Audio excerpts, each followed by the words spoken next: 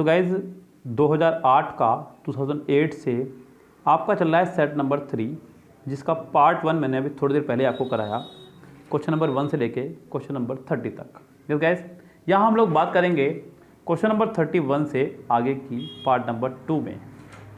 100 question का set रहता है। इसको मैं 3 पार्ट्स में जानबूझकर डिवाइड करके पढ़ाता हूँ, जिससे कि आप लोगों को भी दिक्कत ना हो और मेरे को भी। यहाँ हम लोग बात करेंगे 31 से इडियम्स एंड फ्रेजेस की। The principal has to carry out, पहले डे में आपका कैरी आउट। तो गाइस यहाँ पे कैरी आउट मतलब एक तरह से बाहर निकालना, यस, किसी चीज़ को carry out the order issued by the higher authorities, तो उसको पालन करना भी एक तरह से कह सकते हैं। तो यहाँ पे एग्जीक्यूट, इसका आंसर आपका हो जाएगा सी, करेक्ट। नेक्स्ट है आपका स्पिलिंग द बीन्स। तो गाइस यहाँ पे ये इडियम था आपका स्पिल द बीन्स, यानी कि जैसे जो बीन्स वगैरह आपने कभी खाई हो उसको समझो, यानी कि बीन्स को स्पिल करना यानी छीलना, तो यानी कि रहस्य उजागर कर देना, क्या उसके अंदर था ये बता देना लोगों को। रिवीलिंग द इंफॉर्मेशन इन डिस्क्रिटली, यानी कि इसका आंसर आपको हो जाएगा सी, करेक्ट। नेक्स्ट है आपका the government claims that Indian industry is progressing by leaps and bounds. By leaps and bounds बहुत तेज़ी से, यानी कि वेरी रैपिडली। तो गैस इसका आंसर आपका हो जाएगा एट अ रैपिड पेस, यानी कि 33 का आंसर आपका हो जाएगा सी, करेक्ट। अगला है आपका 34, laying of thousands of workers is inevitable under the new economic policy. So gas lay off का मतलब होता है नौकरी से निकाल देना, नौकरी से निकाल देना, डिसमिसल फ्रॉम जॉब्स ऑफ। तो गाइस इसका आंसर आपका हो जाएगा पहला ही करेक्ट। नेक्स्ट इडियम में आपका 35 क्या कह रहा है, take the at the word. तो गैस सबसे पहले तो मैं आपको बता दूं, यहाँ जो आप देख रहे हैं दी THEE, और फिर आपने देखा दाई THY, ऐसे ही आपका एक वर्ड होता है THOU। यस, लिटरेचर में पहले तू, तुम, आप के लिए 3 अलग अलग शब्द हुआ करते थे। बाद में यहाँ से वाई ले करके और यहाँ से ओ यू उठा करके बनाया गया यू, तब निकल कर आया आपका यू। लेकिन लिटरेचर में आज भी दी, दाऊ और दाई यही वर्ड चलते हैं। लिटरेचर में आज भी तू, तुम, आप के लिए अलग अलग वर्ड चलते हैं। उसी तरह से यहाँ पे वर्ड है, कह रहा है कि the I take the at the word, यानी कि किसी की बात पे यकीन कर लेना। तो ट्रूली बिलीव यू, यानी कि इसका आंसर आपका हो जाएगा डी, करेक्ट। जहाँ भी आपको इंग्लिश में आज के बाद दाई, दी, दाऊ लिखा दिखे, आप उसको यू पढ़ें, ये ध्यान रखें। अगला है ले आउट। 36 आपका है ले आउट, यानी कि खर्च करना बहुत बुरी तरह से, इसका आंसर आपका हो जाएगा बी, करेक्ट। अगला वर्ड है आपका to go to the whole होग।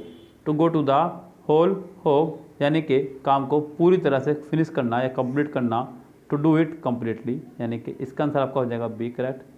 अगला है बैड ब्लड।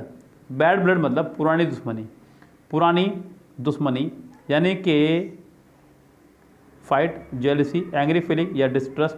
तो गाइस यहाँ पे बात हो रही है दुश्मनी की, तो यहाँ पे करेक्ट आंसर हो जाएगा एंग्री फीलिंग, बस और कोई नहीं होगा फिर तो। अगला वर्ड है गाइस गुड सैमरिटन। गुड सैमरिटन मतलब लोगों की मदद करने वाला, सो हेल्पफुल पर्सन, इसका आंसर आपका हो जाएगा बी, करेक्ट। अगला है set the record straight. Set the record straight, यानी कि सही लेखा जोखा देना, यानी कि इसका आंसर आपका हो जाएगा सी, करेक्ट। 41 से 50 पे चलते हैं। कह रहे हैं कि out of the 4 alternatives choose the one which one be substitute, यानी कि 1 वर्ड सब्स्टिट्यूशन आपके ये हैं। To be biased against. Guys bias का मतलब होता है पक्षपात करना। क्या होता है? पक्षपात करना, पार्शियल, ऑब्जेक्टिव, प्रिजुडाइज। तो गाइस इसका आंसर आपको हो जाएगा सी, करेक्ट। नेक्स्ट है motion of head, hands, ATG as a mode of expression indicating, यानी कि अपना सिर या हाथ हिला करके अपने एक्सप्रेशन बयां करना। तो गाइस यहाँ पे वैसे तो इसका वर्ड होता है नोडिंग।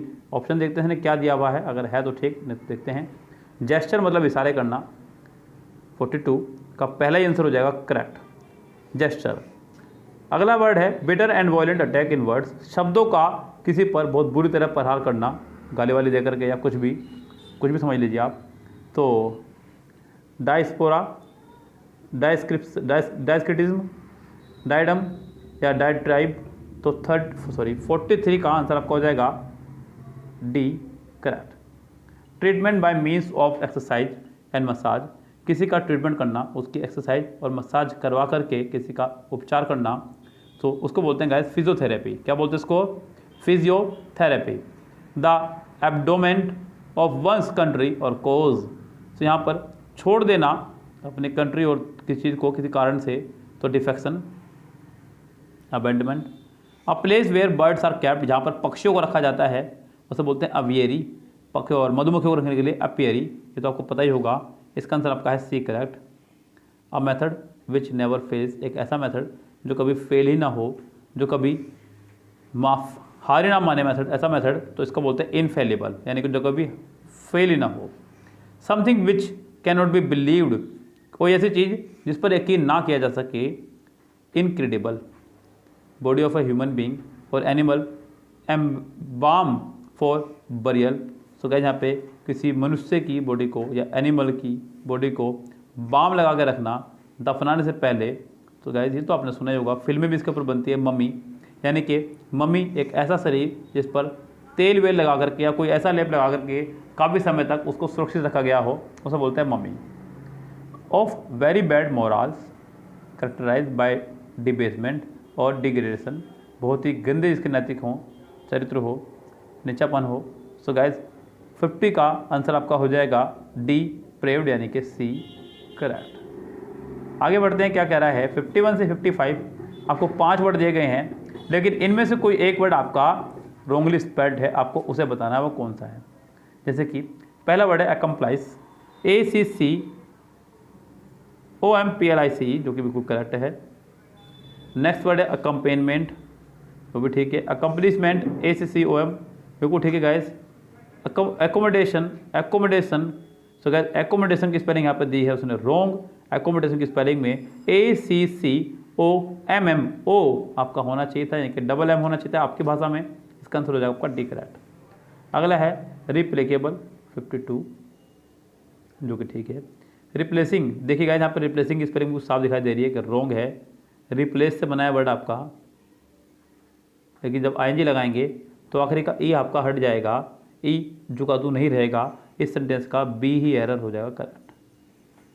अगर रिलाइव, प्रोटीन, डिसीट, फ्राइड, तो 53 का पहला वर्ड है रिलाइव, जो कि बिल्कुल ठीक है। प्रोटीन भी ठीक है, डिसीट भी ठीक है। फ्राइड की स्पेलिंग यहाँ पे गलत है, यहाँ पे ई नहीं आएगा, FRIGST, बस इतना ही। अगला है लेबरनिथ, लेबोरेटरी, लेबोरियस और लाइब्रेरी, तो 54 का आंसर आपका पहला ही हो जाएगा रॉन्ग, यानी कि LABY यहाँ पे होना चाहिए था, जो कि यहाँ पे नहीं है गाइस, यानी कि इस सेंटेंस का आंसर आपका हो गया है ए ही करेक्ट। आगे बढ़ते हैं, कह रहा है कि कमिट, COMMIT, बिल्कुल ठीक है। उससे अगला वर्ड है कॉमेडियन, COMEDIAN, बिल्कुल ठीक है। कमेटी, COMMITTEE, और कम्युनिकेशन, COMMU, गाइस यहाँ पे डबल M होना चाहिए था, जो कि नहीं है, यानी कि इसका आंसर आपका हो जाएगा डी करेक्ट। 56 से 65 आपको बताना है अंडरलाइन वाले पार्ट में क्या एरर है, सिर्फ उस पार्ट को देखना है और एरर बतानी है। He decline all the allegations against him, तो जितने भी उसके ऊपर आरोप लगाए गए उसने उन सभी को नकार दिया। सो गाइस यहाँ पे इसके लिए लगाएंगे हम लोग रिफ्यूट, खंडन करना। सो यहाँ पे डिक्लाइन तो होने से रहा, क्योंकि डिक्लाइन का मतलब होता है अस्वीकार करना, और स्पर्न जो वर्ड है आपका, इसका मतलब होता है घृणात्मक रूप से। रिफ्यूज्ड, इनकार करना, मना करना, इसका सिर्फ एक ही ऑप्शन बैठता है, वो आपका रिफ्यूट, खंडन करना।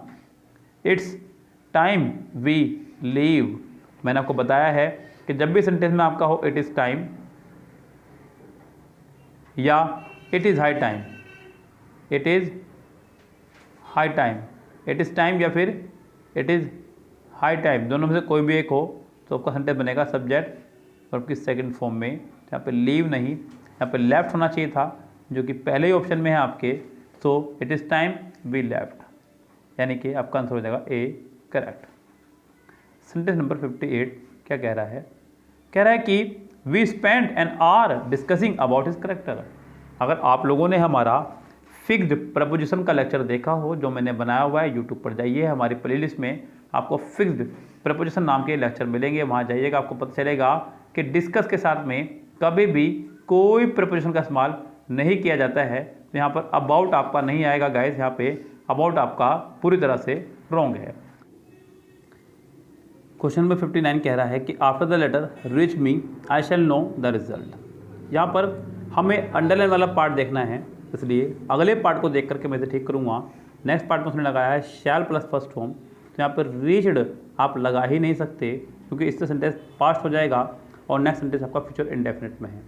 हमें इसे प्रेजेंट इंडेफिनिट में ही रखना होगा, इसलिए मुझे यहाँ पर रीच्ड की जगह रीच यानी कि एस या ई एस का इस्तेमाल करना होगा, जो कि है आपका सिर्फ और सिर्फ पहले ऑप्शन में।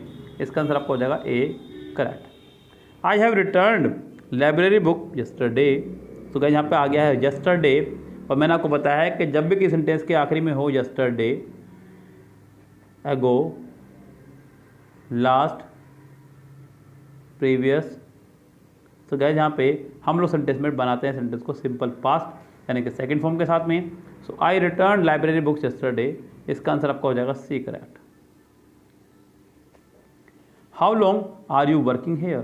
गाइस यहाँ पे हाउ लॉन्ग यानी कि एक तरह से समय का सूचक है, और मैंने आपको बताया कि जब भी सेंटेंस में समय का सूचक हो तो हम लोग has been, have been, had been में से किसी एक का इस्तेमाल करते हैं साथ में ING. How long have you been working here होना चाहिए था, यानी कि सेंटेंस का पहला ही ऑप्शन हो जाएगा आपका करेक्ट। नेक्स्ट कह रहा है 62, the officer asked his secretary to remember him about the meeting. तो ऑफिसर ने अपने सेक्रेटरी से पूछा, कहा कि उसको याद दिला दे मीटिंग के लिए। तो गए यहाँ पे 62 में रिमेंबर नहीं रिमाइंड होगा, किसी को याद दिलाने के लिए हम लोग रिमाइंड का इस्तेमाल करते हैं। इसका आंसर हो जाएगा आपका बी करेक्ट। आई एक्वेंट हिम। सो गाइस यहाँ पर एक्वेंट 63 में जो दिया है मैं आपको बता दूं कि एक्वेंट के साथ में हमेशा फिक्स प्रीपोजिशन विद का इस्तेमाल किया जाता है, अबाउट का नहीं। अब यहाँ पर इसने फिर से आपको नंबर दिलवा दिया एक फ्री का, इसका आंसर आपका हो जाएगा ए करेक्ट। आगे बढ़ते हैं, कह रहा है कि he denied to be a party to the deal. So guys यहाँ पे डिनाइड का मतलब होता है मुकर जाना, मना कर देना। तो गाइस यहाँ पे डिनाई उन शब्दों को लगता है जो आपने पूर्व में यानी कि पास्ट में कोई गलतियाँ की हो, कोई काम किया हो, उसके लिए मना कर देना। यहाँ पर सेंटेंस का 64 का आंसर आपको हो जाएगा रिफ्यूज्ड, बिल्कुल करेक्ट। 65 कह रहा है कि it is necessary to consider separately this problem, is not it. जी नहीं, क्वेश्चन टैग का ये तरीका है ही नहीं। क्वेश्चन टैग का तरीका है कि आप हेल्पिंग वर्ब उठाएंगे और फिर उसके साथ सब्जेक्ट लगाएंगे नेगेटिव सेंटेंस का जब आपको क्वेश्चन टैग बनाना हो, और जब अफर्मेटिव का बनाना हो तो आप यहाँ पे नोट का इस्तेमाल भी करेंगे कुछ इस तरह से। तो it is necessary to consider separately these problem, isn't it, यानी कि आपका आंसर हो जाएगा बी यहाँ पे करेक्ट।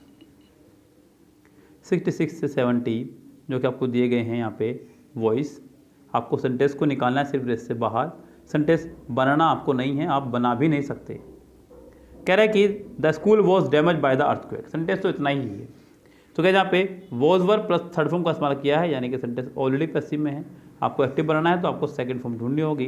तो क्या यहाँ पे the earthquake damage the school and other buildings हो सकता है, लेकिन यहाँ पे सेंटेंस इतना ही नहीं है, आगे और भी है, तो इसका मतलब इसका आंसर पहला नहीं होगा।